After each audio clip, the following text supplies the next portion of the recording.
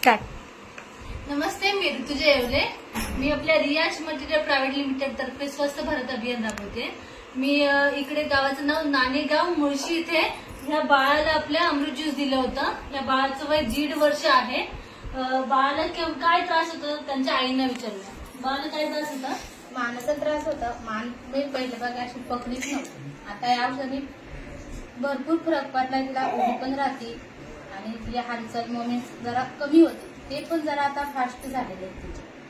मान पण बऱ्यापैकी धरते फरक। आणि तिला मान न धरण्याचा त्रास केव्हापासून होता?